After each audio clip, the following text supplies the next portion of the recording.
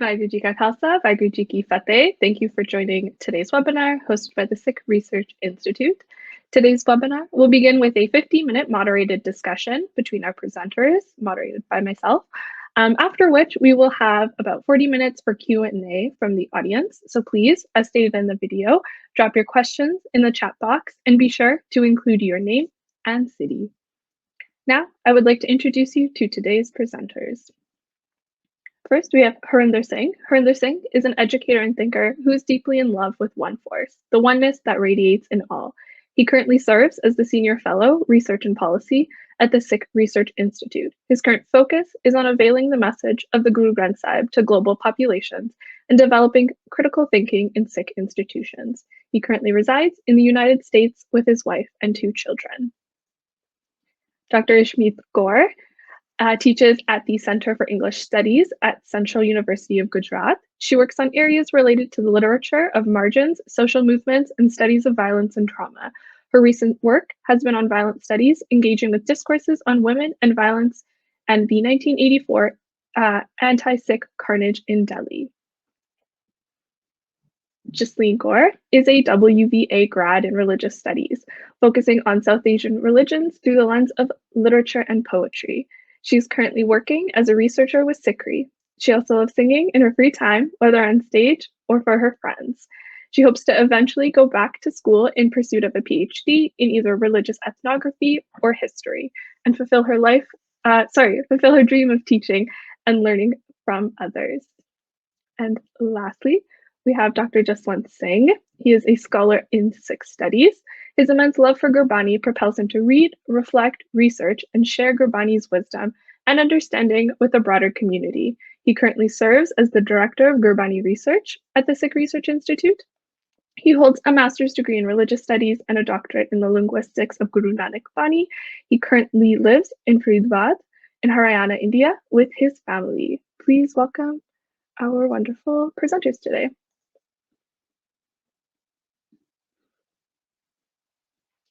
Lovely. Thank you to all of you for joining me today.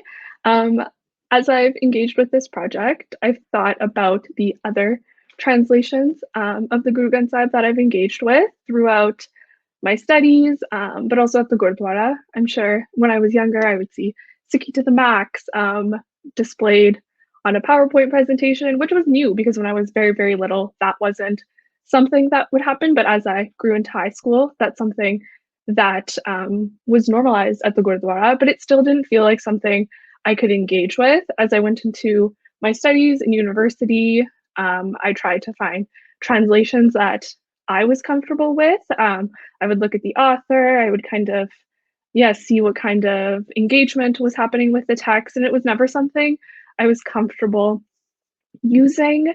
Oftentimes it wasn't something I was comfortable using. I also don't read Gurmukhi or Panjabi, so it was another element was added that made it difficult for me.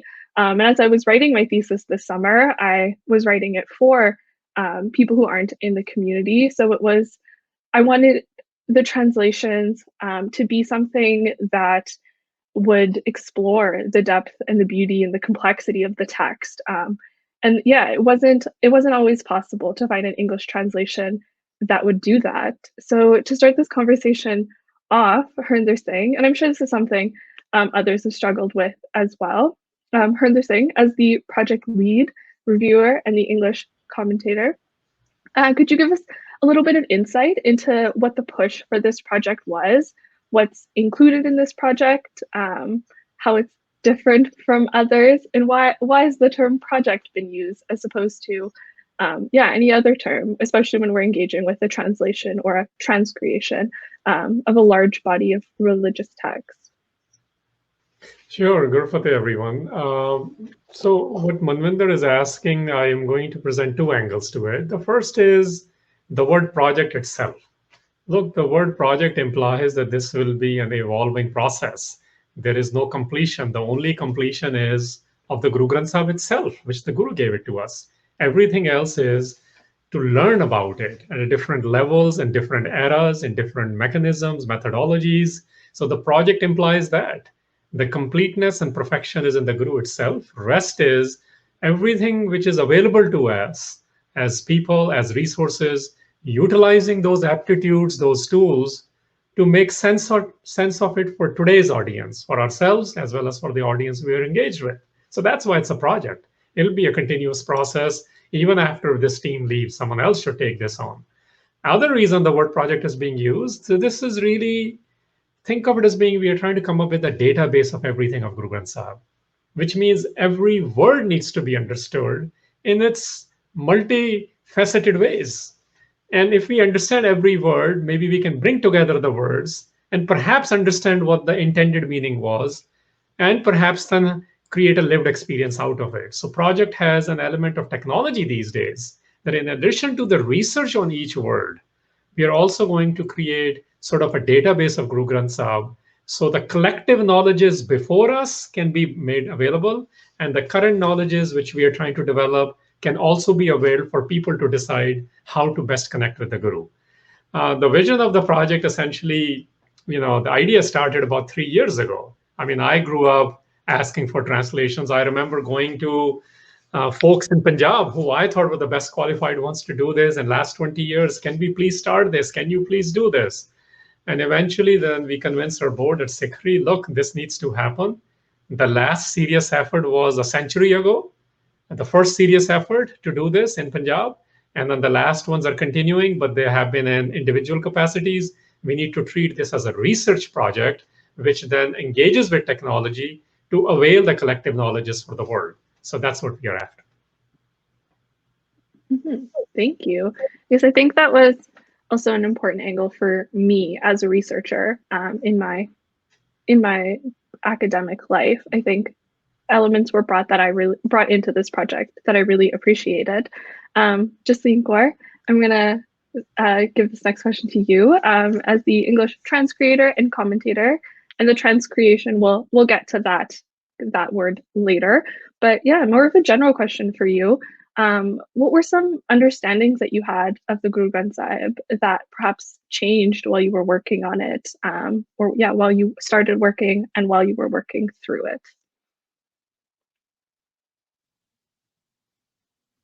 Yeah, that's a good a question I think about a lot. I think, I think I'm similar to you, where I grew up not having that understanding of Bani because I didn't have, there was a language barrier. And I think it's like fair to say that even Sikhs who have an understanding of like Panjabi are going to feel that the text is far away because it's not written only in Panjabi. And there's a lot of like contextualization that you can't get when you're just looking at like a couple of lines of translation on the screen.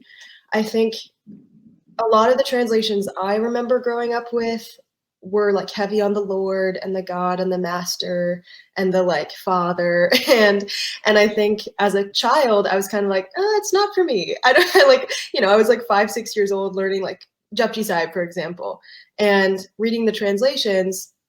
As a child, I felt like it was quite far away from me. And I think that was a thing that carried through well into my like young adult life. So now like I'm 26, I've been working on the project with this team for a while now, like a year-ish. And in that time I've like, and I think we all would echo this to be honest, but like in that time, my relationship with Bani has like changed drastically. Because I think for a long time, I was like, well, that's just a thing that I will listen to on Sundays. I'll listen to people singing certain shabads and try to get a sense of what the shabad means. And, I'll listen to it and maybe I'll be moved by it and maybe I won't. But it's not a thing that I thought about throughout the week, And so much of what this project has done has made even the idea of sitting with Bani and like trying to understand it so much less daunting. Because I'm not saying that like I got it now, like I get it's all good, but now I'm thinking about it and I'm feeling like the way that it changes how I deal with like stuff in my own life, how I deal with processing the many events happening all the time in the world around us. And I think like that sort of far away, daunting sort of idea that I had about like who gets to engage with Bani and who gets to feel like it's changing them and it's something they're walking with, that has totally been flipped for me. And I hope that with this project, that like accessibility and that sort of slow interaction with and engagement with Bani is something that a lot of people who didn't feel like they could have that now. I feel like now they can, and I hope that they take a stab at it. I hope they explore it a little bit, because I think having that slow relationship and sort of dialogue with it is a thing that I never felt was possible. So yeah. Mm-hmm. Yes, I think I relate to that a lot. It's definitely the less daunting part, and also the who gets to relate to it. Definitely is something I can relate to.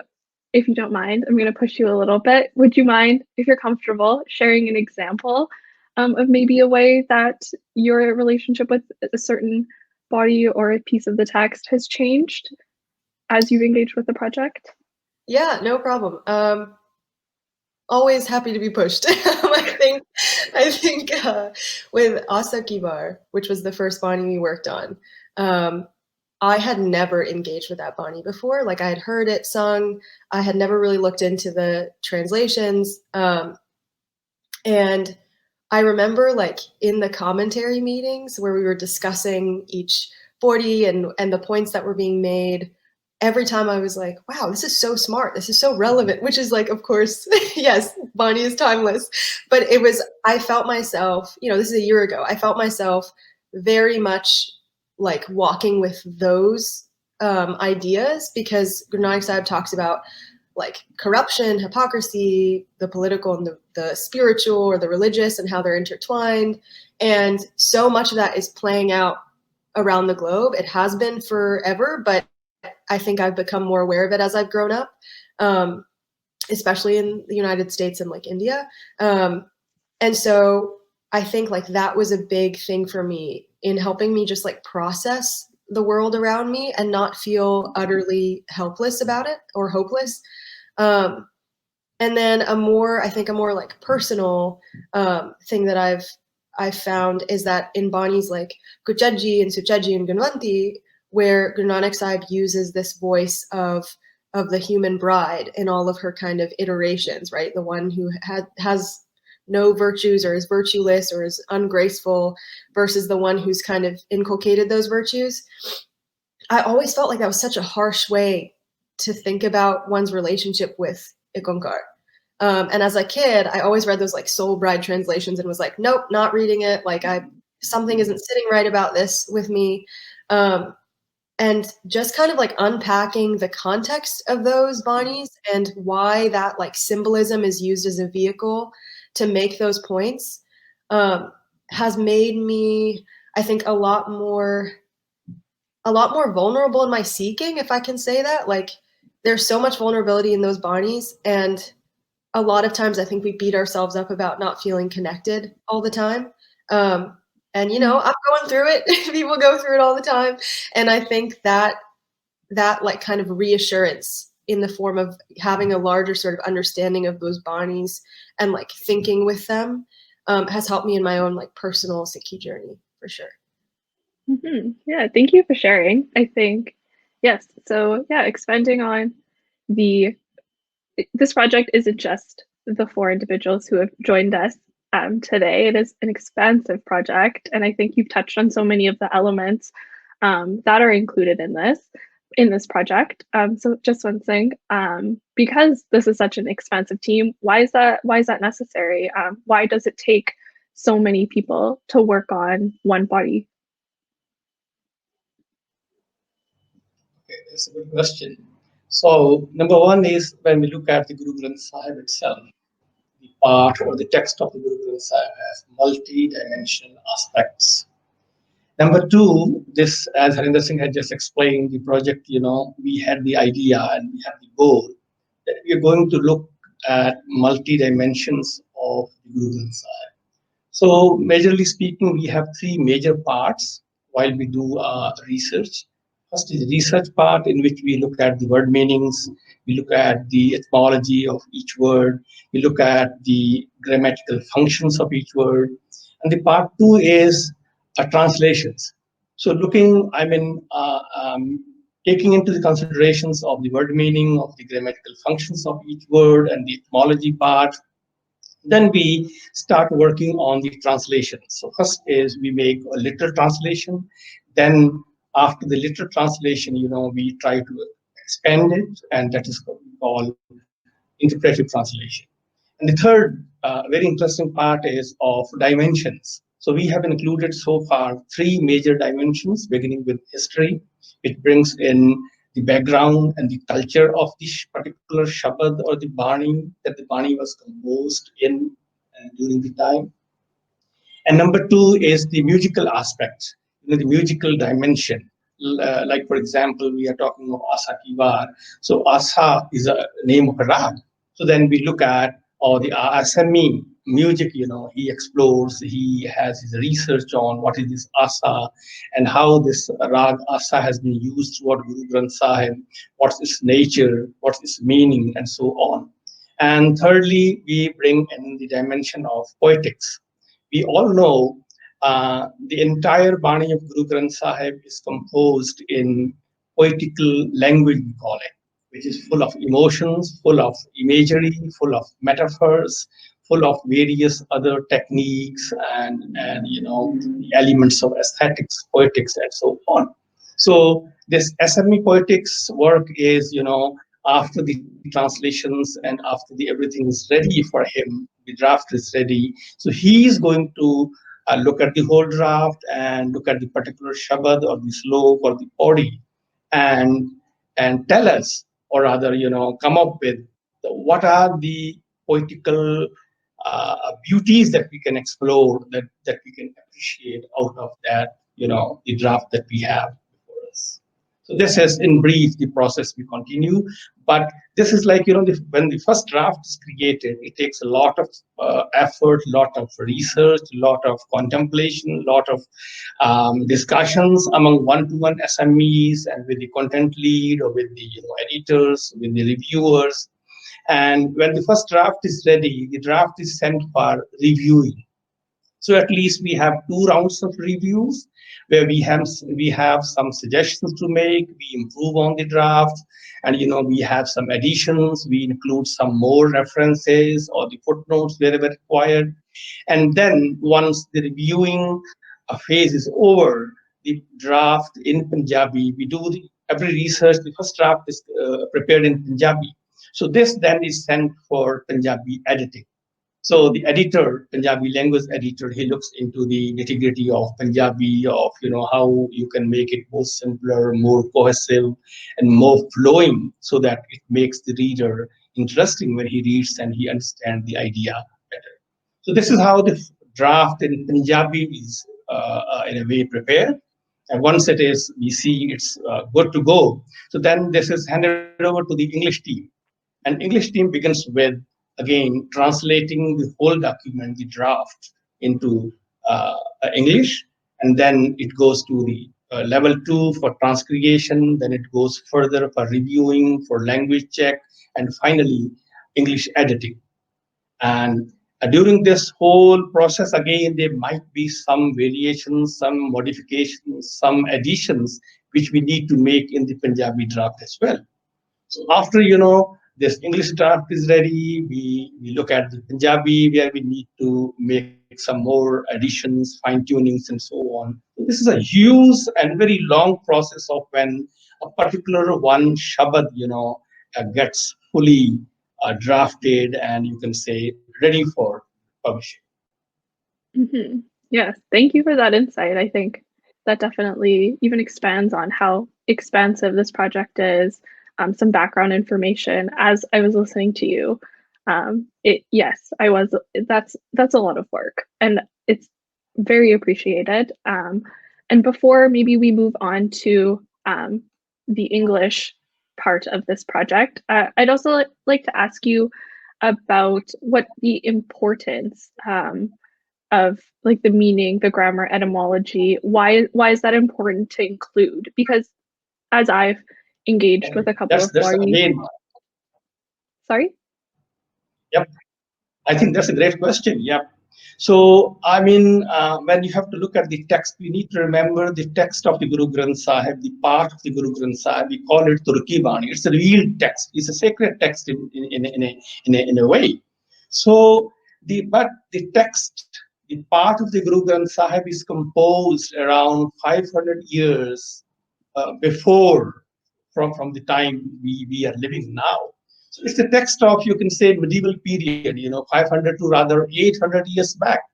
So it's like you have to go back to that period to appreciate the language which is being spoken and which the contributors of Gurbani have employed to compose these Gurbani Shabads and the compositions. And every language had its way of compositions, way of writing. We can call it grammatical construction, we can call it linguistic construction. So it is very important, you are aware of the language, you are aware of the system that the language employs, like the grammatical nuances and kind of things. And because the Gurbani is in a poetical language, so while you are working on translation kind of things, you must be aware of the elements of poetics as well. And also each and every Shabad you see, has been revealed, has been composed during a particular time or place. So you also have to look at, what might be the historical context of that particular Shabad, what might be, the cultural dimension of this particular Shabad. As Jasleen was just telling, when we look at the Banis like Kuchaji, Suchaji, it's very important. And we come across the words like Sohagan, Duhagan. It's very important that you are aware of the culture where these words were very common, they have been used, and then they are employed in Gurbani to convey the message, that the Gurus wanted us to look at. So this is how, it's very important, that you have people, those who are aware of these things, or in a way have some sort of expertise. So, I mean, we have in a team very people from different aspects, from different fields. Like one from linguistics, one who has some expertise in Gurbani's grammar, and one who is aware of the poetics of Guru Granth Sahib, one who has expertise in history, one from poetics, one from music, and one who has, knows the art and understanding of how to translate a text, taking into consideration all these elements so that we can keep the translation as close to the text, to the sacred text of Guru Granth Sahib, to the revealed text of Guru Granth Sahib as possible. And also we can make it, so simple and easy for the readership. Once they read, they do understand its nitty-gritties, they do understand its meaning, they do understand, and not just understand, they appreciate, and they are able to apply the messages which are being, revealed through these banis and these shabads. Mhm. So yeah, narrowing in maybe on the culture and the historical background, I'm going to move into the English team that is at work.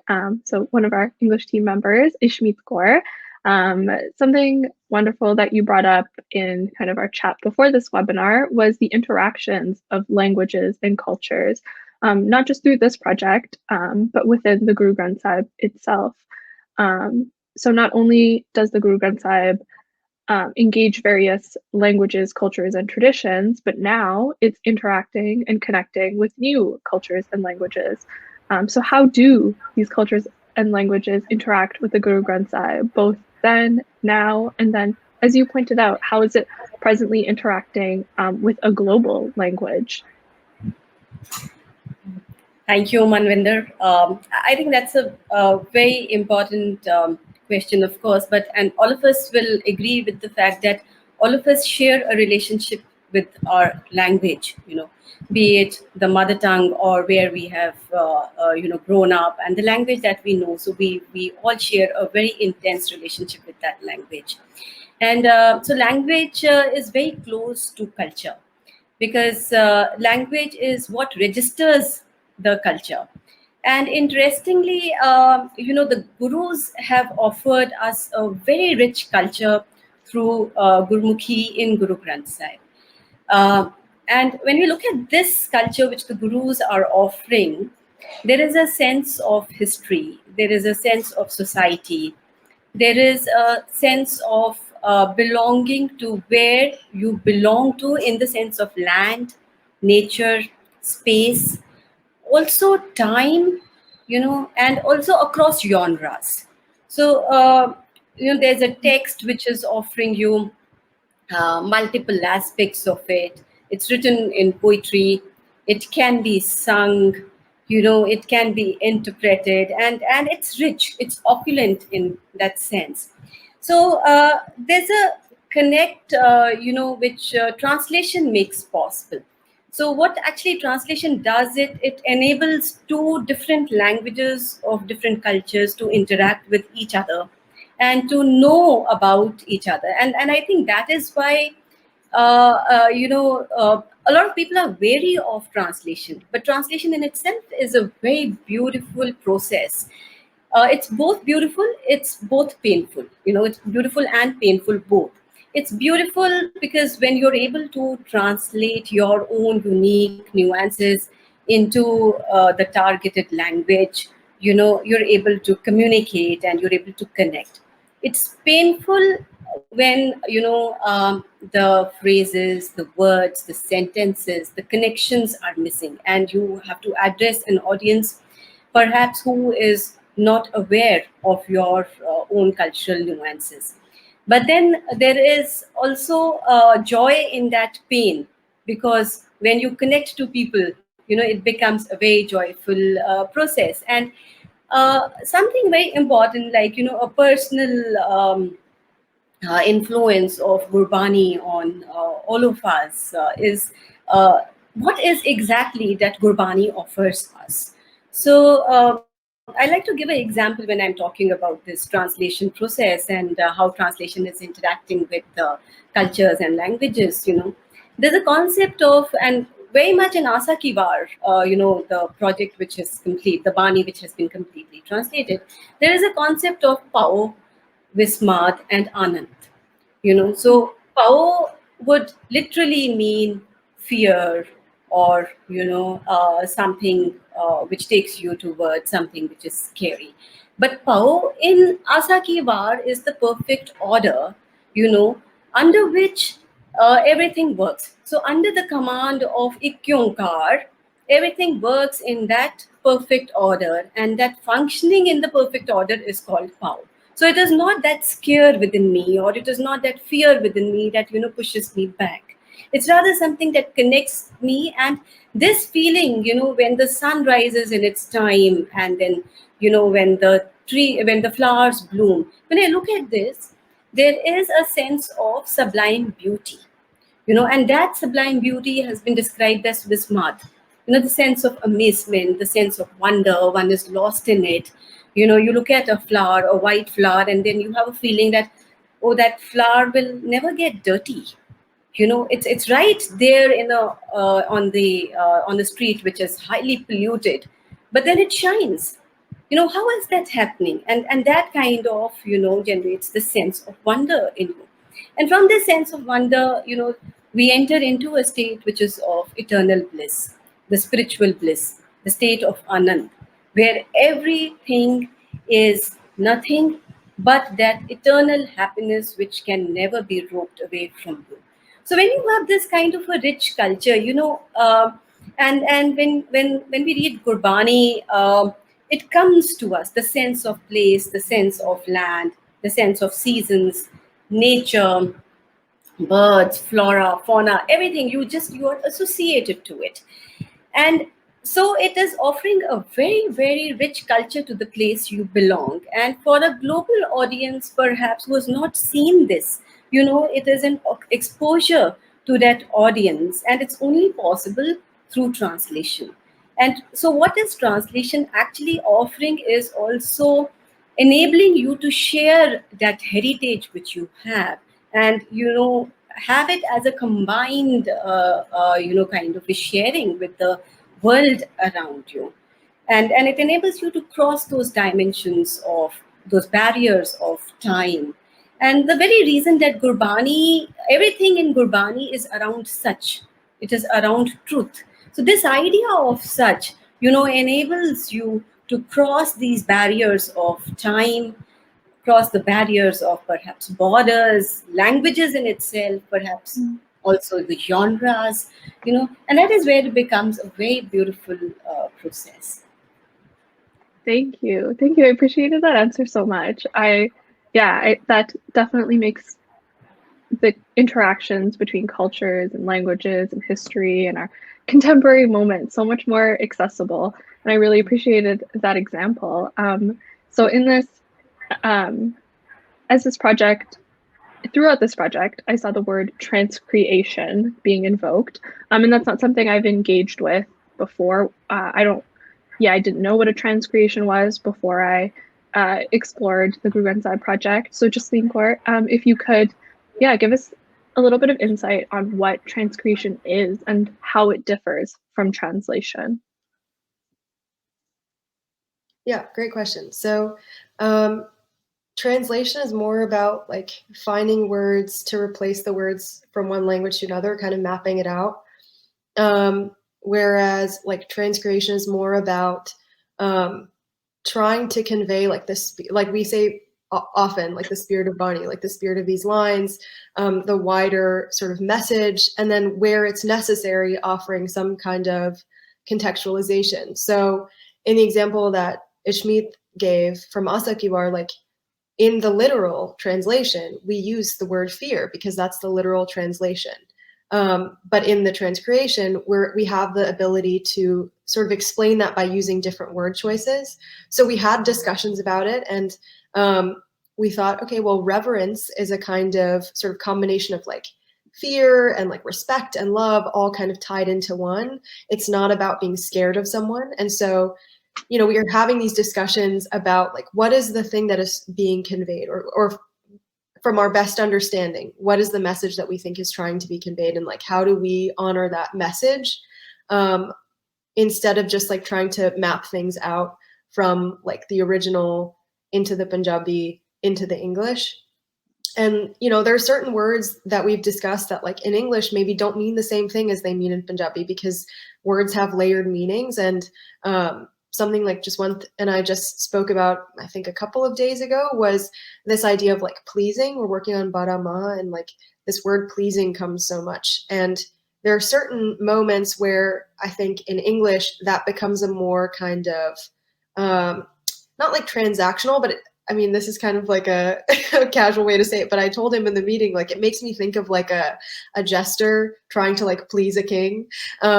And there's moments where that like doesn't really make sense in the context of the Bani. And like, there's a moment where it says like, when the virtues of Prabhu are pleasing to the human bride, right?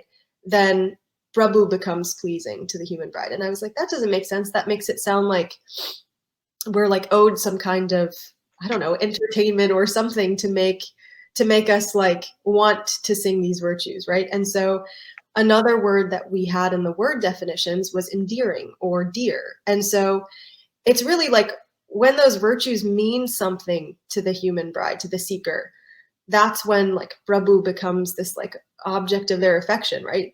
Prabhu becomes endearing. Ikonkar becomes endearing. So something, I think with transcreation, we have the ability to like further explain those ideas without going way into commentary, because we also are offering commentaries, but offering some more context into these terms, especially for I was gonna say diaspora Sikhs, but I think a lot of people are removed from what Ishmeet was saying about like land and certain metaphors, and so we get to sort of transcreate those emotions and transcreate the spirit of those lines in a way that isn't so strictly about mapping things out.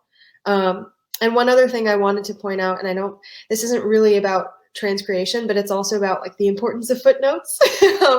And so there's so many terms that like maybe the Panjabi team has offered footnotes for on some level, but then in English we need more contextualization because there's not as much sort of transfer of context knowledge, I guess, if I can say that.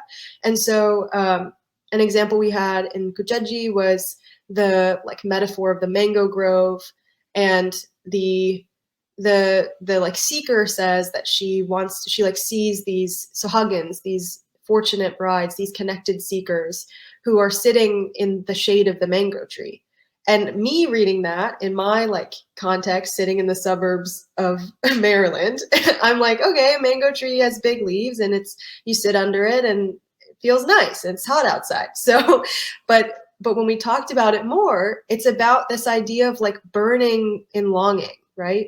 And the Kujaji is burning and longing. She's so vulnerable and she's so, she just wants to feel connected, but it's like burning up inside of her. And she's seeing those who have had that union, those who had that connection, and they're kind of able to exhale in the like coolness. Their burning has kind of been cooled down. They've been satiated. And I wouldn't have had that knowledge if it weren't for like a little footnote. And I know that like not everybody is gonna read these things and click on every footnote, but being able to contextualize and offer that to those who want to interact on that level or in that depth is a really important thing. And I think that both the transcreation and the footnotes offer that additional sort of like context and understanding that maybe doesn't always come from literally mapping the original Gurmukhi into the English.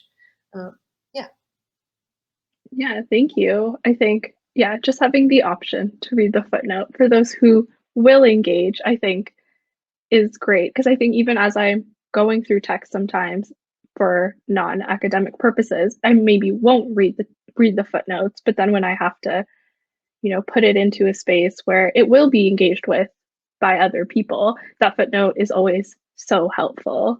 So I appreciate that example. So maybe Jaswant Singh, narrowing into previous translations, I'd like to take a little bit of time to talk about different schools of thought in regards to translations. What are those schools of thought?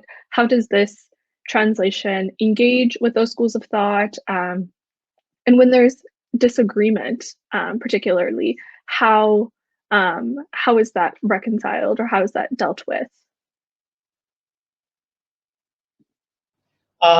So the first question you have asked is, what are the school of thoughts?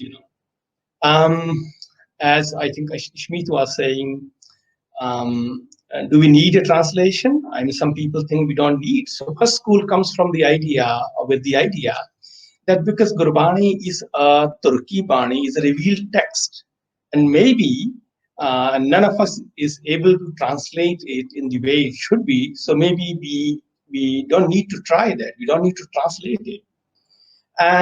And so as also the quote goes, scripture translates scripture. So that was the idea. That is one of the schools, that which was of the opinion that if at all you need to understand a scripture or the Gurbani, you need to read it. You need to yourself, reflect on it by reading it. And maybe from within the Gurbani, you need to find some examples find some other shabads which help you to explain the Bani itself. So we saw, in the Sikh Panth also for years, for decades in the beginning, there was no such translation or there was no such need felt that there need to be a translation of Gurbani. And then we see Pai Gurdas. Pai Gurdas, Wara are, like we say, loosely speaking, they give a very beautiful explanation of some of the Shabads of Gurbani. So Dr. Tarun Singh, one of the scholars of Sikhi, of Gurbani, who has worked on Guru Granth Sahib and the things that we are talking today, he has listed about 7 schools of thoughts. So he mentioned these 2. First one he calls is a Sahaj Pranali, where it's but natural that when you read Gurbani, you understand it. And if at all you need it, look into this Shabad, look at another Shabad, maybe you are able to understand by so doing.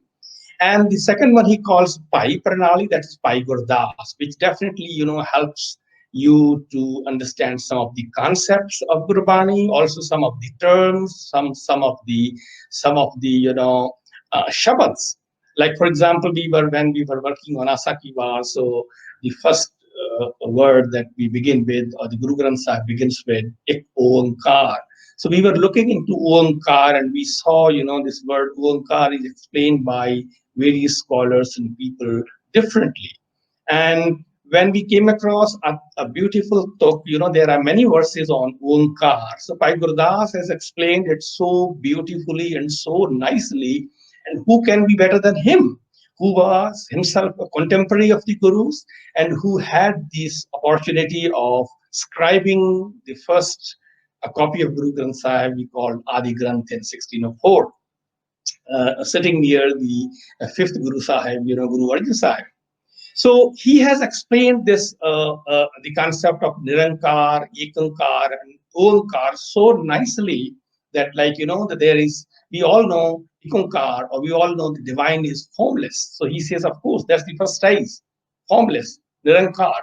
And then when Nirankar, wills to expand into the creation, so he takes a form that he calls Ekankar.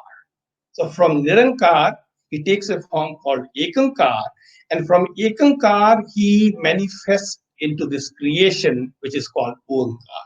So looking at, so like this, Bhai Gurdas, some of the Shabas help us to understand Guru Granth Sahib Gurbani, which Dr. Taran Singh called as, Pai Pranali. So with the help of the secondary sources like Bhai Gurdas, you can understand Gurbani. Then from there on, we see, and there are multiple translations, multiple efforts made to translate Guru Granth Sahib, and all those efforts, those schools of thoughts, we can categorize them into, or we can club them into two, though he has mentioned them differently, but for our purposes today and for understanding them in a brief, I can at least club them into two. So the first one we can club, or we can name is like traditional school of thought, which Dr. Taran Singh has said about the Paramaarth Pranali, Udasi Pranali, Nirmala Pranali, and ending up with this called Gyani Pranali or the Sampradaya Pranali. So they all come up under one category called traditional Pranali, which means that they are more inclined towards the tradition. What the tradition is saying, or what is being received from their predecessors, from their ancestors, because in those times there were no such privileges that you have to note down everything into the notebooks, the copies. It was just heard and remembered by heart and passed on to the next generation. So they're more inclined to what they heard from their ancestors, from the people that they took learning of Guru Granth Sahib, or they learned how to read Guru Granth Sahib. And we can call, of this school of thought, the major work that has been produced and was published, about, we can say, more than 100 years before. And we can call it the first Tika, a complete Tika, the first complete translation of Guru Granth Sahib in Panjabi, called Faridkot Tika, where, a lot of scholars got together, and they, with a lot of effort, with a lot of diligence, came up with first such endeavor where they translated the entire Guru Granth Sahib into Punjabi. Later on, after this, we have so many other scholars coming up with their own translations in Punjabi, in English, and in both the Punjabi and English together, like Manmohan Singh. So we can club all these the scholars, all these translations into the second category that we can call non-traditional or modern in approach, because most of them are coming from some education systems, some scholarly backgrounds, and this was a transitional period, from tradition to modernization. The India and like other countries, other countries of the world is being used by British and so on. There is education, their school system, their university systems. And we can see that beginning from Bhai Veer Singh, and then Principal Teja Singh, his great work called Shabdars, and then later on Professor Sahib Singh, Sri Guru Granth Sahib Darpan. And in English, if we have to speak, we can call, the first Tika has been done by Dr. Gopal Singh. So all these are a bit, we can say, non-traditional in approach, or rather you can say they are also keeping tradition in consideration, but they are also looking at the other elements like linguistics. Like Professor Sahib Singh is more oriented towards the grammatical construction of the text. So these are the different schools of thought, that we have seen, which Dr. Taran Singh has listed, numbered them into 7. The eighth one he called, are the miscellaneous work which has been done and which are being done, but which cannot be called like complete translations. Okay, your second question, you said, how do we engage with different schools of thought? This is really a very good question. So I think, it's a little easy for us to engage with these different schools for 2 reasons. Number one, our team comprises of diverse people, as there are diverse fields that we are looking into, diverse dimensions. So we have people from different, in a way, different systems coming up from, not just from different states, not just from different parts of the world, rather the people, those who are coming from, like those who have also had some knowledge of the tradition, along with having a university education, university degree, and so on. Number one. Number two is that not just a team, and I'm glad to say this and share this with you. Our entire team, each member of our team, has a very unbiased approach towards all these schools of thoughts. And I would also like to assert, and this is another beautiful thing that I realize, that not just a team which is working on the Guru Granth Sahib Project, rather the Sikh Research Institute also has such an unbiased approach. We consider that all these efforts, all these sources, all these translations, whether they are coming from a tradition or non-traditional group or school of thought, for us, they together collectively, they are source of our panth. And looking at them together, without any bias, that we don't want to consider this or we don't want to consider that, we look into all these sources because we know all of them have great potentials, but they also have limitations. So once you appreciate both, and then you are aware of where the limitations are and where their potentials are. So this, I think, helps us to engage with these different schools in a better way. And this also helps us to incorporate those understandings, the potentials that they have into our own project. The third question that you ask, when there are different opinions, definitely, I mean, when you're working on such a big project and when there are so many people working in a team, and when you are referring to so many different schools of thoughts, so you are bound to have different opinions, when looking at different shabals or maybe a particular word or a phrase or kind of thing. Number one, I would like to say that we have not many different opinions. The reason being because we are looking at very comprehensively all the required tools which you need to understand the text, the original text, and also, to the language that you need to translate it. Because we have a multi-dimensional, having people, multi-expertise in a team. So there are lesser, and because we are also looking at each and every part of it. We are not just looking at the linguistics or the grammar or the poetics. We are looking all those parts which are required. We are referring to consulting all those tools. So this minimizes a difference of opinion, but still there are different opinions. So what do we do is, same, we reconsider our views, we reflect on them again, we discuss among our team, and we try to build a consensus. Where it is not possible, we are very, of the opinion, and that's what we do, and that's what is a part of a process, that we will include both of those different views or the opinions into whether it is translation or in the form of a footnote. So we do refer to that on this, we have a different opinion, we have a different view. Even sometimes we agree to a particular view, still we find this another view given by maybe Professor Sahib Singh, Bhai Veer Singh, or even by the Tika Friedkot. To us, it looks like, hey, that's great. That's really a very different approach to this the same idea or the same translation. So we do endorse and we do include that as additional information for the reader in a footnote.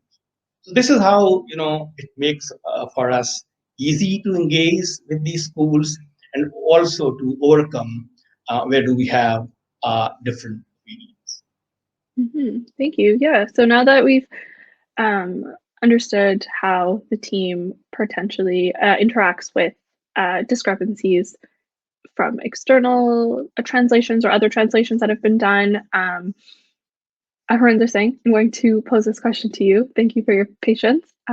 This is quite a large team that's working on this project. Previous translations, from my understanding, haven't engaged with such large teams, and therefore, because of how many people are working on this project, there are bound to be differences or disagreements that arise. I know it is an internal process, so if you're comfortable sharing, and to the rest of the panelists, I'm happy to let you engage as well. But Harinder Singh, yeah, we'd love to get a little glimpse into the internal working. So when there's a discrepancy or disagreement internally, how is that engaged with? Sure. We are actually quite open about our process in the website, which there's an area called project.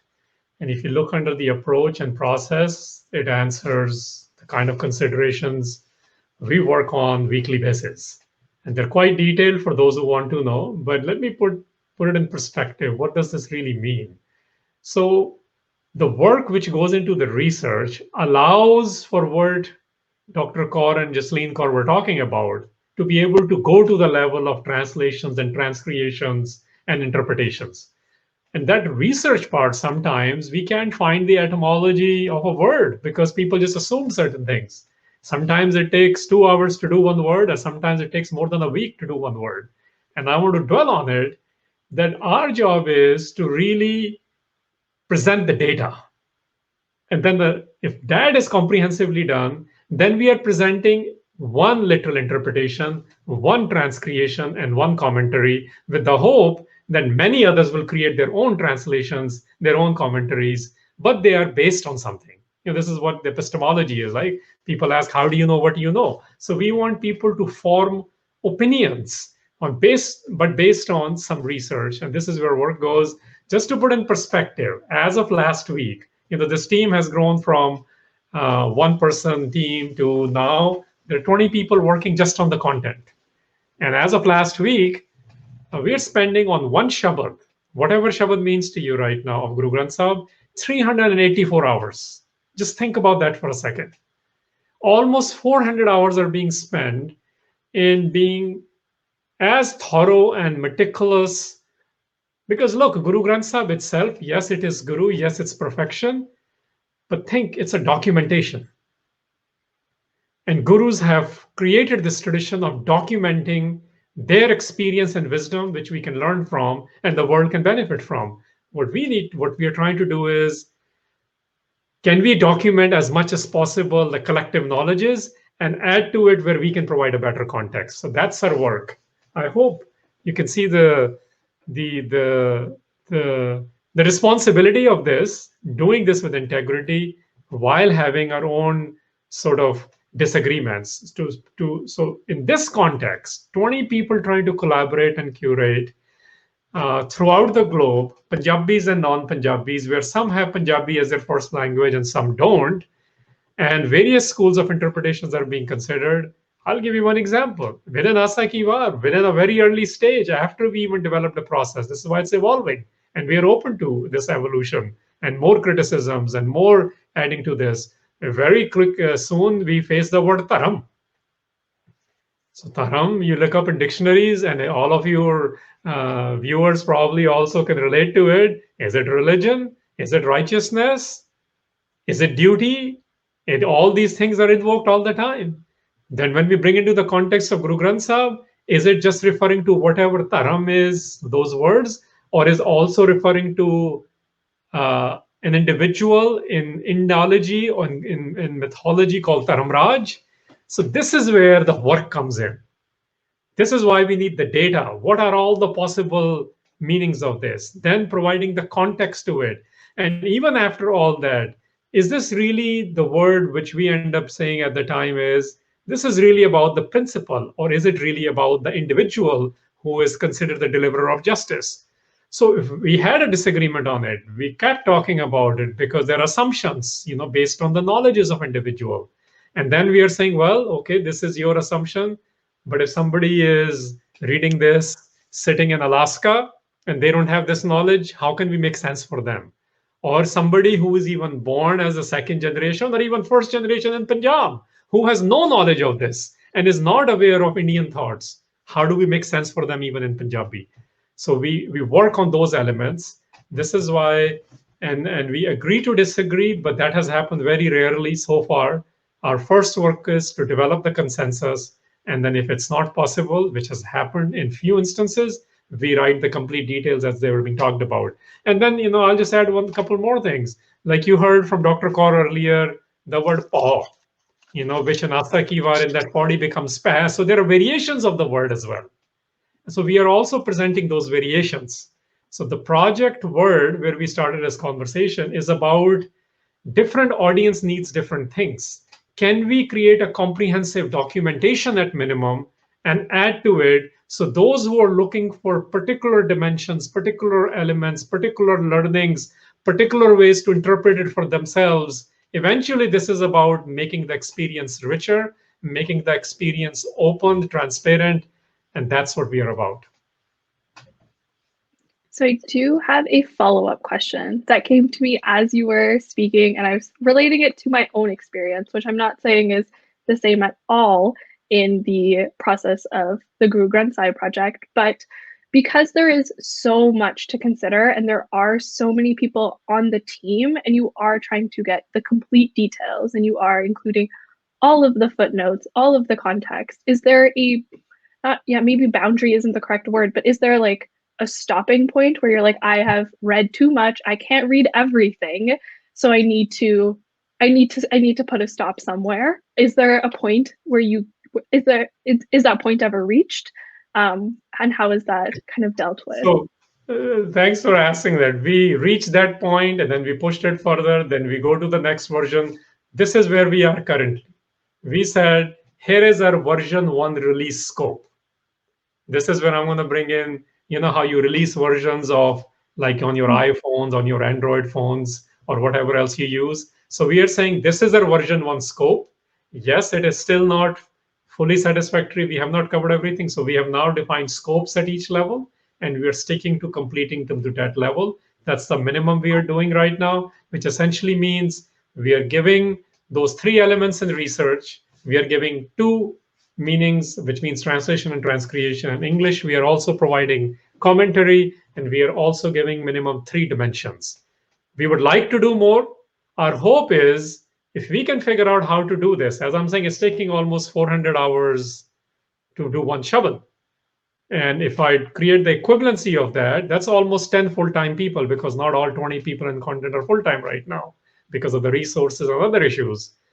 The way it's being managed is, let's say we are able to do this in 20 years. And I don't know, I cannot project right now. We have great advisors on this project who are telling us how to deal with the complexities of this and different schools of thoughts and the new schools of thoughts which are emerging as well, because we are interacting in 2020 now, given all these traditional sources, as well as academic sources, as well as what I would say, not just traditional or non-traditional sources. There are more resources we have discovered even when the traditionalists didn't have, because they didn't have access to certain dictionaries or other understandings of the periods of the time from other languages as well. So we are actually integrating all those, and we have agreed to do version controls. And let's say if we finish this in 20 years, as we grow and scale this, then we will restart. This is the idea. The data part should be completed, the research, and translations and transcreations and commentary, they should be done every few years, because the language is changing, the culture is changing, the idiom is changing, and they have to be done and read. And this is what Professor Puran Singh says. This is what Gurbani itself says. Ki je sahib mera neet nawa. Even today, when I read the hukum from Darbar Sahib, it's so clear. If you don't explain Ki Amyo, what is Amyo? What is Amrit? What is the pool of Amrit? If you don't explain what is the lotus feet, and this is why this work is needed. It has to be redone every few years. It needs to be a continuous process, but at least let's create a data behind it so it can be facilitated at a better rate, a faster rate, so more people can do it. Mhm. Thank you. I think the ongoing aspect was very helpful for me, because otherwise it felt very overwhelming. But I think, yeah, the being kind to yourself and continuously engaging with it, I think, is helpful in my understanding. So before we move into questions from the audience, I would encourage everyone who is tuning in right now to send their questions in. I'll throw my last question to Dr. Ishmeet Kaur. So an element we haven't really touched on is the tonality, the non-cognitive elements of this translation, this transcreation. So yeah, I'd love it if you could share a little bit on the tonality and capturing these non-cognitive elements. So by that I mean the beauty, the music, the poetics, and the aesthetics in this translation and transcreation. Yeah, thank you, Harinder. I'll actually pick up from where Jaswant and Harinder Singh have just left.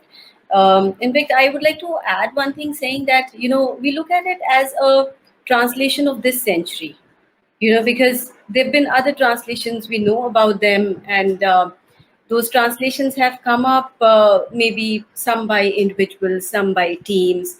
And over years, we've seen a lot of change happening in time. And last two centuries, there has been a massive change in almost everything, so many social movements, involvement of people on the ground, and how does this translation actually become relevant to them. So I look at it as a translation of this century, and maybe creating a database for many new translations to come over many hundreds of years, and maybe people will come to us and look at what we have created, and then of course critique it, and be positive about it or be negative about it. And in this entire process, something which is extremely important, and now I'm coming to your question, is involving the reader in what we are doing. And this reader response is something which is extremely important. So when I look at Gurbani is much ahead of time, and when I say this, I say it particularly keeping in mind the caste question. When today there's a huge Dalit movement, gurus have already, started in a way a revolution. So the inclusion of the Bhagats and their voices in itself, are equally relevant even today. And a lot of people go back to Guru Granth Sahib to read those voices and bring them in the contemporary forums today. Similarly, so the question of the woman is very important, and how is the woman depicted in Gurbani? Are we as readers, and I'm not talking of myself as a person in the team, but I am now locating myself outside this team, and I'm saying, as a reader, can I associate to that essence of Gurbani? As a woman, when I read Gurbani, does it really become meaningful for me? And the translation which is offered to me, where I'm trying to understand, Gurmukhi and Gurbani, is that offering me what the gurus actually said? So that's a very important question which we all need to ask ourselves. And the moment, like Jasleen said, as a child she looked at it and she thought it was not for her. So where do you as a reader, put yourself in this engagement with Gurbani? So when we look at, and now I come back as a team member, and when towards the end the final draft comes, so we do a quick run looking at, actually not a quick run, a detailed run looking at, the Shabad, and trying to look at the beauty of the Shabad in terms of orality, in terms of the connect with the sound that every bird is being offered, in Gurbani, in Gurmukhi, and also in terms of certain figures of speeches, in terms of rhyme, rhythm, these kinds of dimensions which of poetry often has. And we try to look at it, and then we try to see that, are we being able to retain even some aspects of it, within our final, English final, still in the making. It's not never final, but in whatever we are offering as version 1, are we being able to retain some aspects of it? And that is where this translation also becomes very unique, because if we are not able to retain the sound, or if we are not able to retain alliteration or figures of speech, one thing which we definitely try to engage with is the mood or the fervor of the poem, the fervor of the verse, the fervor of the shabad. That is where we try. So if it's written in this mood of love, when the reader reads it, even in the targeted language, the reader should be able to engage, with that intensity of love. So if there's a pain of separation, the reader should be able to feel that pain of separation. So if there is this joy of union, finally when you meet Kyunkar and there is joy of union, the reader should be able to get that, mood of that joy. And in this entire thing, one learning which came to me personally was, the way the woman man question had been dealt with in all, the earlier in major earlier, not just translations but commentaries and other literatures available, was that the man often was dominating to the woman. The patriarchal masculinity was always prevalent. But when we come to Gurbani and when we read it today, in this, and keeping this woman question in mind, there's something else that happens. It offers you a space to merge, with the divine husband. And if it's the power equation, this merging will not be possible. So this liberation is what, we seek to make available in this. I hope we are successful. It's a very difficult task which we have taken on ourselves. But this beauty, because the whole culture is of grahastha ashram, of family, of life, of living together, and where do you place this beautiful relationship, of man and woman? And it does not just come in the material sense of husband and wife, but it comes in the sense of the soul bride and the divine husband. And summing up with precisely your question is, the mood that we try to offer addresses the beauty of the verse, but many a times we are also able to retain certain poetic nuances. So there is, of course, like I said earlier, there is loss in translation, so there is pain in translation, and of course there is also gain in translation. Gain is very less, pain is much more. Thank you. Thank you. So building on that, the aspect of gender that you brought up, a question that I think Jasleen touched on a little bit at the beginning was the usage of the God, the Lord, the He. So Jasleen, I will give this question to you, and I invite the other panelists to hop in as well. What has this been replaced with, and why has it been replaced? Yeah, so what has it been replaced with, why, and how was this decision made? Actually, I think we need to go back right to the beginning of the Guru Granth Sahib itself, because it begins with Ikyunkar. And the definition of Ikyunkar has been provided in the Mool Mantra. So I'm not going to say all aspects of it, but one thing which we do derive from it is that we need to, right in the beginning, we need to understand that Ikyunkar is without gender. Gender rahit, gender rahit. There is no gender. Ikyunkar is formless, and therefore there is no gender. So whenever there are references to certain shabads where it has been said ki ek ko hi purak hai, there is purak ek hai, there is one man, it's not actually that man. It's metaphoric being used there. And so the moment we say that, ikyunkar is he, it's a totally wrong assumption which we are working on, right?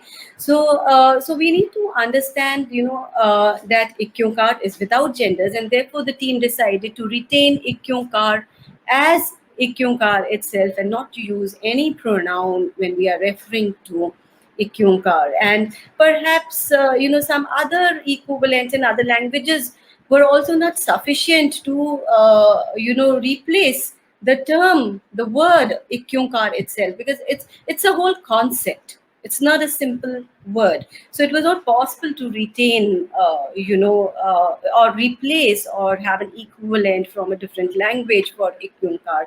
And with this, it was also, thought, one of the ideas which came forward was that let the world know the vocabulary which is being offered by Gurbani itself. Let the readers, who are engaging with Gurbani, be familiar with the nuances of Gurbani by retaining not just one word but many words, which are particular to the context. So this was, a larger thing, and then care has been taken also in. We all have referred to Kuchaji. Jasleen has talked about Kuchaji. Jaswant has talked about Kuchaji. So words like Kuchaji, which are milder in Panjabi language, the moment they are translated into English, they become harsh or they become sometimes derogatory. So Kuchaji is not unskilled. It's just somebody who does not know the way of doing a particular thing. But the moment we replace it with unskilled, it becomes a bit harsh. So our challenge has been, how do we neutralize, how do we minimize, these kind of, difficulties that we engage with. And that is where the footnotes come in. And maybe sometimes the comparative words kuchaji, suchaji, gunvanti, they tend to explore and engage with each other and then explain the right meaning with it. So there are many challenges, and but I hope we are able to retain this, woman sentiment, the feminine sentiment to call it, as we go ahead working with, because personally, I have not come across any of the works which has addressed, the understanding of Guru Granth Sahib by engaging with the woman perspective. Mm-hmm. Thank you. Yeah, so just looking to see some of the questions that are coming in from the audience. I will, just to be mindful of time, I'll throw the first one to Jaswant Singh. And this is, I think, a little bit more of a brief answer, but the languages within the Guru Granth Sahib requires experts in those languages. Do we have the expertise within those languages? Which I think we touched on a little bit. Yeah, that's a very good question. Yeah, and I mean, as we have already spoken, that first thing that is required for a good translation is that you need to, or the translator needs to fully able to understand and appreciate and comprehend the language of the text, the Bani, of the Shabad, that he's going to translate into another language. And we all know the language of Guru Granth Sahib, the treasury of various languages and dialects spoken during the period of the Gurus and before them, which includes the words from Sanskrit, Persian, Pali, Prakrit, Apabhransh, and coming towards the Braj, Avadhi, and Puratan Panjabi, and so on. So that's a very good question, and definitely within our team, some of the members, they do have the understanding of Sanskrit, of Hindi, of Urdu, of Persian, and also some of the the language that I just mentioned too. Plus, because we refer to and we are in engagement with all the sources, new and the old, which are available on these different languages, on various dialects. So we do refer to those and we look into, and we have within our team the ability or the expertise in the people, those who can make sense of those languages and the words.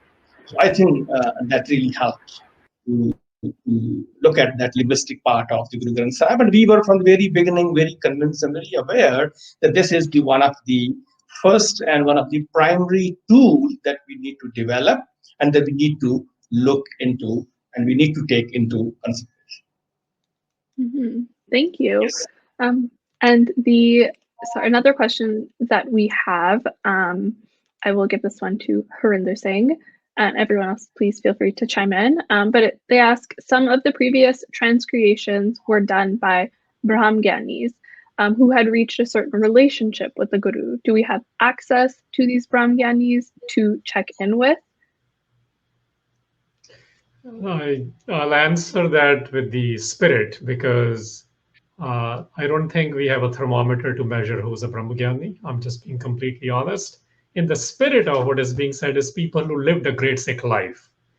So yes, we in fact spent, especially Jaswant here, going to what I call non-academic centers of where those individuals who have great experiences of Sikhi and see what is available from those deras or those systems or pranaliyan. Unfortunately, because a lot of it is not a written experience, but we do have, fortunately, we weren't able to get individuals to work on it. But the fortunate part is that within the team, we have people who have learned from those systems as well. So we do incorporate those from that angle. We don't get into the litmus test of whose experience is more supreme. We do know that there are individuals in Sikh tradition who are revered, and we revere them as well for what they have shared with us. And if we have a written form of that or a lower form of that, which we can refer to, even if it's written by someone else, we absolutely cite it and study it and incorporate it in the work we are doing. I want to connect one more thing. If you're interested in how we are doing all that, we are very open with that process again and invite all of you to look at the project portion on our website. It shows our approach. It shows the team members who's doing which element and why they're doing that element because of their training. It also shows what bibliography we are using and the sources which connect the schools of thoughts we have been talking about, plus much more. And the dictionaries which otherwise haven't been consulted if they're referring to a particular language, because we are also showing in the research portion how the word is traveling in different languages as well. We don't get into which language came first, which is a very political issue for Indology included, but we definitely are looking at how the word is traveling historically in different languages, including the modern language. Mm-hmm. So to, kind of put some of the questions that the audience is asking into more of one concise question, there's some wondering about what we hope or what the team hopes this project will accomplish. There's also a question along the lines of, will Guru Granth Sahib Project be available in an audiobook form or a video series so that it can be accessible to the youth and non-Sikhs? So Jasleen Kaur, I will throw this one to you. Not you, maybe you particularly, but what is the long-term goals or the hopes of this project? Yeah, great question. I don't know about the audiobook question. Maybe Harinder Singh or Jaswant Singh can answer that one. But the larger goal that we have is to make Bani accessible globally, the message of Bani accessible. I think from a personal angle, I've sort of shared a little bit about how just working on this project has made that space that I felt was between me and Bani much smaller. And I think that there's a lot of people who feel that way. They're not just my age and they're not just living in the diaspora. And so having that accessibility, having the spirit of Bani accessible to people who are Sikh and non-Sikh, people who are just starting their journeys and who are curious, to be able to go onto the website and engage with Bonnie at whatever level they feel like engaging with it on at that, at that point in time. I think having that tool will change a lot of people's relationship, not just with their Sikhi journeys, but also with just like the world around them, processing their experiences as humans. I think, like we have these commentaries that relate to like global perspectives. We try to explain things.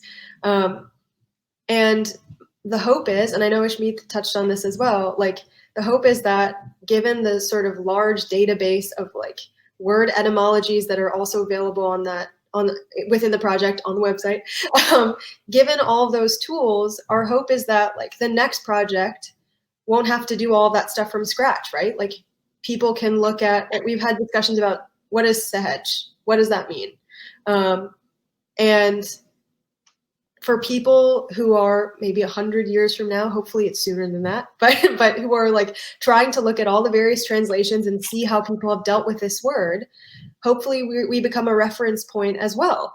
So it's not just about like, the hope is that people read the commentaries and read the translations and engage personally. It's also that in the more kind of nerdy technical side of things, that when the next project comes along, they have yet another resource to look at where they don't have to, start all over on certain elements.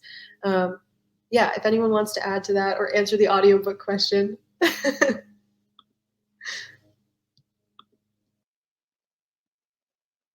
Well, I can add a couple of things to it, and I think it'll be great if everyone else wants to chime in. So let me actually present another outcome which is possible out of all this. One of the outcome possible is perhaps we can go back to becoming the Sikhs of the Guru rather than our own denominations and schools of thought. And I am hoping for that outcome is possible because what we're trying to do is bring in those elements, bring in the disruptions which Guru Nanak and the Guru period brought in terms of how one connects with the Oankar, regardless of their backgrounds. So in the last 100 or so years, and especially in last 20, 30 years, we have become, even within the community, that I'm only from a Taxal school, or I'm only from the missionary school. Perhaps they need to look at each other's views a little bit more carefully and look at it more not as a bias or a disagreement, rather than this was the experience of the time based on their knowledges and based on their personal experiences. So we are not comparing and contrasting here, just to put in perspective. There are other websites who are doing this, other projects, which is great resource as well. We are trying to create a resource where we're trying to add to the knowledge transfer, add to the knowledges as well, with the hope that this will inspire people to really have their own personal journey and become a little bit more accepting as we used to be towards other Sikhs and other non-Sikhs as well. So that's one of the outcomes I'm hoping for. In terms of what can we add to this project, look, we have a long list, people are already telling us, and we keep saying that we are a research development project. We are not going to develop the best looking website, and we're not going to add audio file to everything because other websites have done good jobs of those. We are not trying to replicate things. We are not trying to do additive work at a small things. We have taken on something which, after visiting various scholars, including the SGPCs of the world, including the Sikh studies departments of the world, including the scholars, regardless of their schools of thoughts, and asking them to get involved. And we look for more people to get involved, but our purpose really is to come up with, in the best of our intentions, I have a friend, let me actually use thing, and a colleague who says, my information is mile wide, but inch deep. Our hope is that we can also provide a mile deep information. That's what we are really after. And what you do with that information is between you and your guru, or you and whatever a Oankar means to you.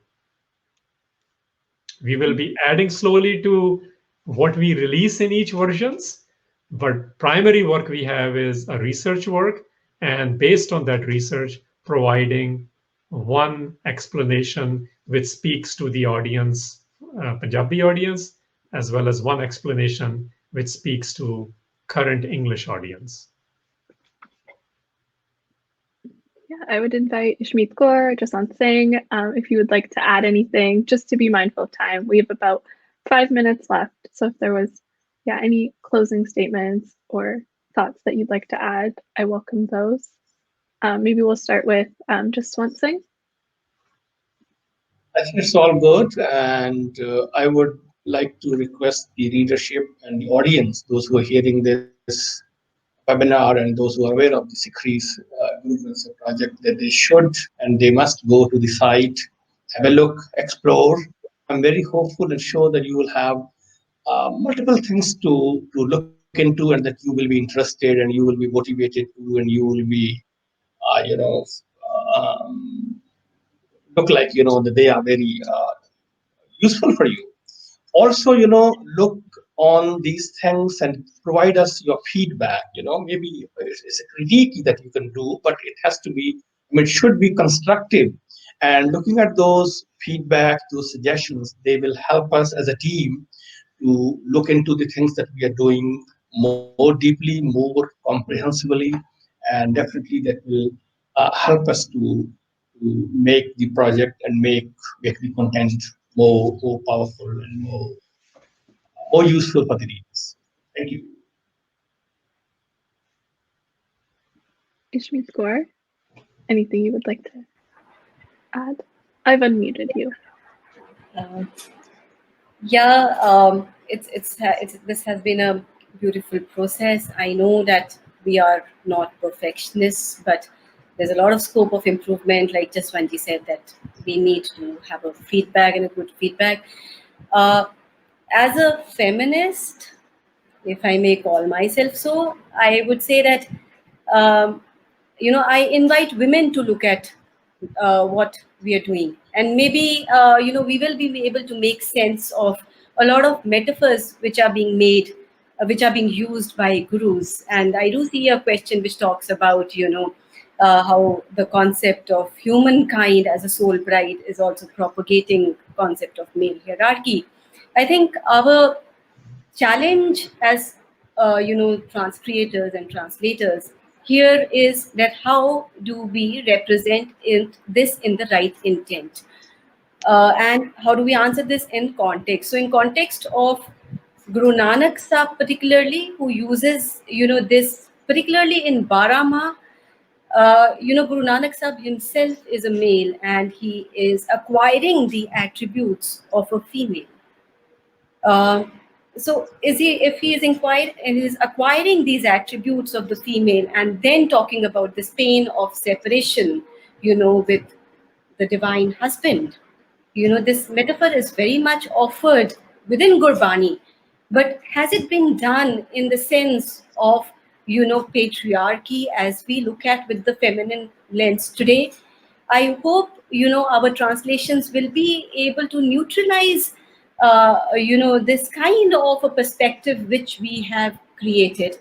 And I can only ask for blessings from everybody to so that we are able to finally come up to that. I think that's what I would like to say. Thank you. Yes. Yeah. So just to round this conversation up, I think Harinder Singh, sorry, do you have something that you'd like to add? Yes, so I would basically say to the readers and the discussions you're seeing and the healthy tensions which we are confronting and trying to address, we would like the users to, especially on this idea of traditional explanations only, to not mansplain these things. And I know we have the tendency within the team as well as outside, and I'm acknowledging that. We need to understand what perspectives are being offered. We also need to understand that how do you make things complex free while addressing, um, uh, you know, addressing those issues which are not being addressed, especially in Sikh circles who are engaging with the Shabad to create a worldview which is based on Eko Ankar. So those are some of the outcomes we are working towards. But those are the outcomes which will be developed as people engage with the Guru Granth Sahib itself. And the hope is, whether it's the Dalit issues, women issues, political issues, corruption of the religious right issues, that all of those can be addressed and tackled when we are equipped with this complex-free strength we get from Gurbani and the experience of the gurus, the contributors of the Guru Granth Sahib. So we invite you to come to that project, send us feedback on it, join the team. I want to share a great news that, I used to feel, who's going to help us support this project? Where will we get the money? Where will we find the team members? I can tell you, in less than 2 years, we're already at 20 people, and now we're getting more people who want to be part of the project. I can tell you, we didn't even have $20,000 to start this with, but now we have 10 people who are equivalent full-time working on it, and people are supporting us financially. People are doing this because we have been very open in our process, in our approach, and where we are trying to go with this without any agendas. It's a very open project, hence the word project again. So I just wanted to share that with everyone, that sometimes we are only shown the negative news and what's affecting us as community, but there is a lot of positive news that the true legacy of the gurus we have is the Shabad itself. And how do we take care of that legacy? How do we make this legacy relevant to not just 30 million Sikhs, but also 7 billion people on this earth? That's the agenda. Thank you. And I think this conversation was very helpful in understanding the immense amount of work that is going on and like increasing that transparency that we've been discussing. And I think, the ongoing process, the conversations that are happening behind the scenes, but also overtly can be accessed. I have also linked the website, the Guru Granth Sahib Project website, in the chat box. So if you'd like to take a look, please do so. Just to finish up and wrap up today's conversation, I'd like to thank all of our panelists today for joining us, and giving us a little glimpse into the work that they have been doing. As always, a recording of this webinar will be available within 24 hours. As a reminder, the Sikh Research Institute puts on bi-weekly live webinars. Our next one is on October 31st, titled Genocide: How do we remember? How do we advocate? How do we survive? So this will be moderated by Harinder Singh. We'll be joined by Dr. Ishmeet Kaur, so familiar face, Dr. Shruti Devgan, and Ryan Singh Kohli, who is a leading public law practitioner in the UK. You can register at sikhri.org/webinars. And don't forget to tune in to the Sikhcast, a podcast produced by Sikhri, where we explore the various issues and events affecting Sikhs worldwide. Thank you again to everyone for joining in. Today's webinar will be ending now. Vaheguru Ji Ka Khalsa, Vaheguru Ji Ki Fateh. Okay.